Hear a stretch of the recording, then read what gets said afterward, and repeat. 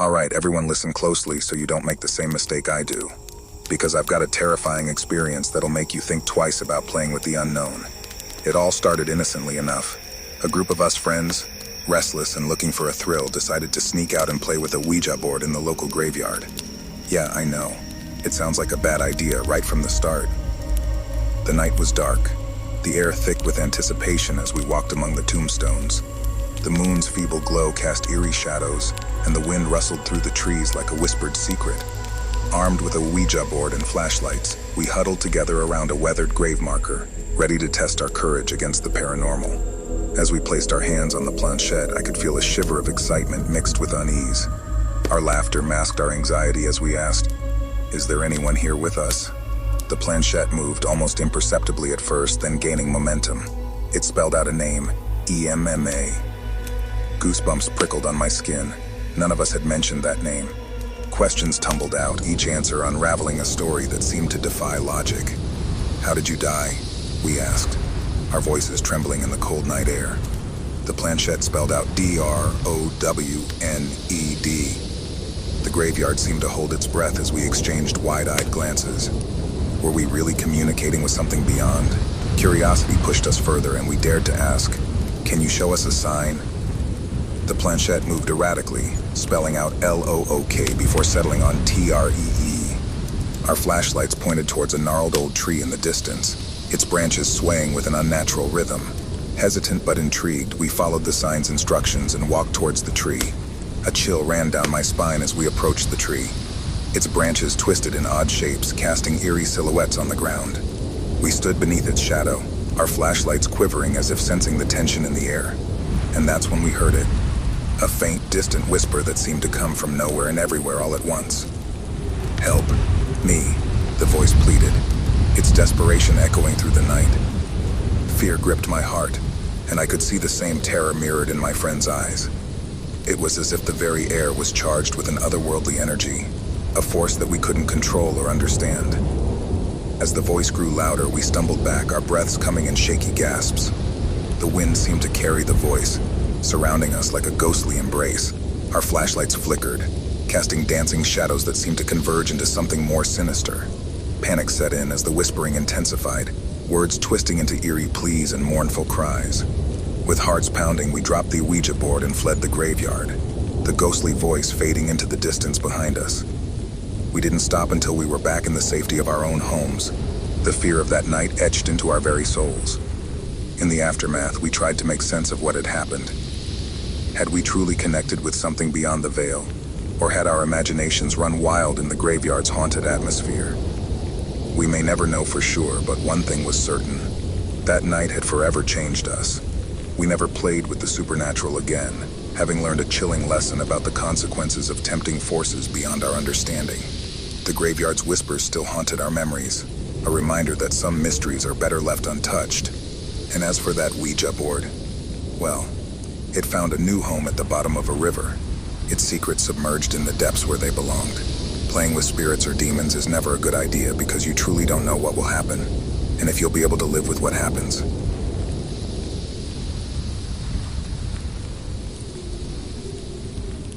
Here's a little bit of a backstory before I say the actual story. I really liked this girl.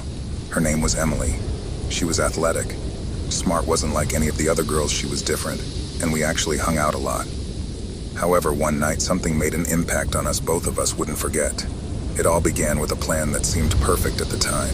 My best friend Emily and I decided to sneak out and meet up with Jake, a guy from our high school who had caught Emily's eye.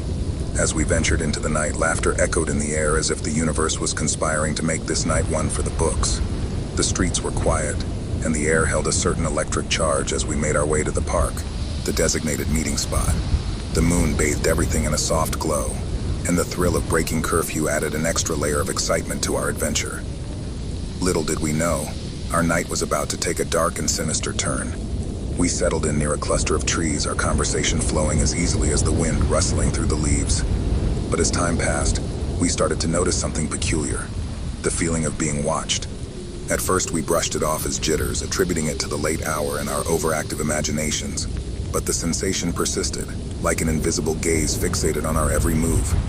The tension hung in the air as our laughter grew more forced, and we exchanged uneasy glances. That's when Jake mentioned that he had a feeling he was being followed lately. Emily and I exchanged worried looks, our hearts sinking as we realized what might be happening. It was as if a cloud of unease had settled over us, shrouding our once carefree night in a cloak of fear. Turns out there was a guy named Mark from our high school who had developed an intense fixation on Emily. He had been watching her from afar, stalking her social media, and showing up at places she frequented. The more Jake spoke about Mark's eerie behavior, the more I could feel the hair on the back of my neck stand on end. Despite our growing apprehension, we brushed off Mark's actions as misguided crush behavior, until we heard a rustling in the bushes nearby. Our eyes darted towards the source of the sound, flashlights illuminating the dark shadows. And there, emerging from the underbrush like a phantom, was Mark. His eyes gleamed with a twisted mixture of longing and desperation, his presence sending a chill through the night air. Emily's face turned pale as she instinctively moved closer to Jake and me.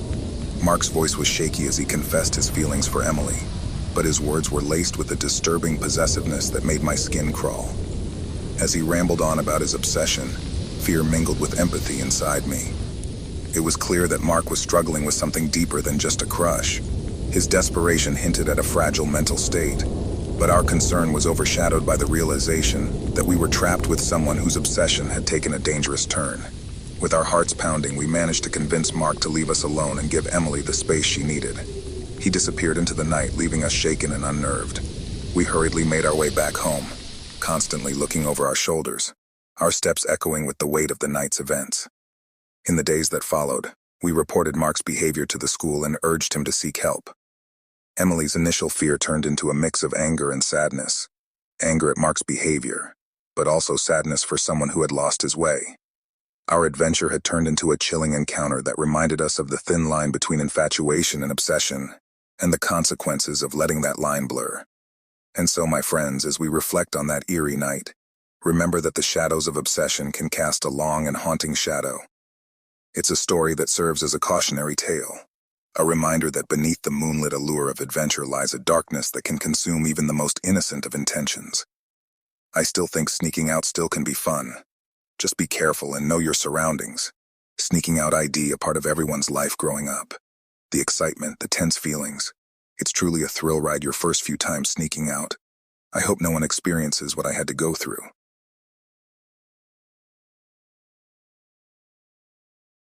The wind whispered through the trees like a haunting melody as I stood before the looming entrance of the abandoned asylum. It was a dare that had transformed into a chilling reality, sneaking out with my friends for the first time and venturing into the heart of darkness. The full moon cast an eerie glow on the decaying building, its broken windows resembling the empty eyes of a forgotten soul. We had heard the rumors, the sinister tales that had transformed the asylum into a forbidden fortress of fear. Shadows danced along the cracked walls, flickering like ghostly apparitions. As I took a deep breath and exchanged a nervous glance with my friends, the weight of our decision pressed down on me like a vice. The rusty gate creaked open with a sound that seemed to resonate through the air like a warning. Each step we took echoed in the silence, amplified by our racing heartbeats. The once white walls had turned gray with time, and graffiti splattered across them like the frenzied brushstrokes of a mad artist. Our flashlights cut through the darkness, revealing the remnants of a place that had once held the promise of healing. Our laughter had grown hushed, swallowed by the looming shadows that seemed to whisper secrets only they could understand. The air inside was heavy, laden with the weight of past sorrows. Broken furniture lay scattered like the fragments of shattered memories, and the pungent scent of decay clung to every corner. As we ventured deeper, our footsteps resonated louder, like an intrusion into the asylum's restless slumber. A sense of unease crawled up my spine, each creak and rustle sounding like a distant cry. We exchanged uneasy glances, a silent understanding passing between us. This was no longer a game, but an encounter with something beyond our understanding. The hallway stretched before us like a tunnel into the abyss.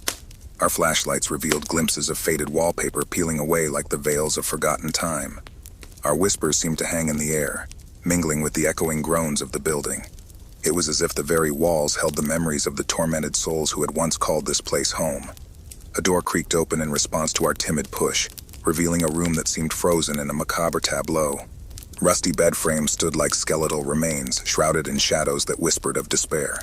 My heart raced as I imagined the cries that must have once filled these walls. the pain that had carved its mark into every crack and crevice. As we continued our exploration, the atmosphere grew increasingly oppressive.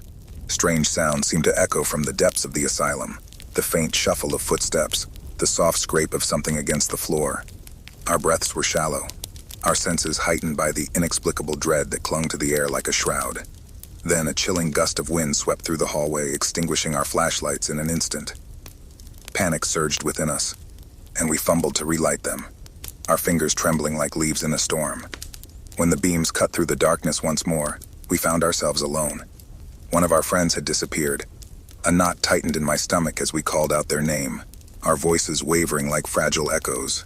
But the asylum remained silent, its secrets held close as if mocking our presence. We moved as one, the hallway becoming a labyrinth of fear as we searched for our missing friend, each shadow feeling like a hidden threat. Just as desperation began to claw at us, we heard a distant whisper, a sound that seemed to emerge from the very walls themselves. Our hearts pounded in unison as we followed the ghostly murmur, each step carrying us deeper into the heart of the asylum's darkness. And there, in a dimly lit room, we found our friend. They stood in front of a shattered mirror, their gaze fixed on the reflection that stared back at them. But it wasn't their reflection alone. The figure standing beside them was a twisted visage, a reflection of horror that didn't belong.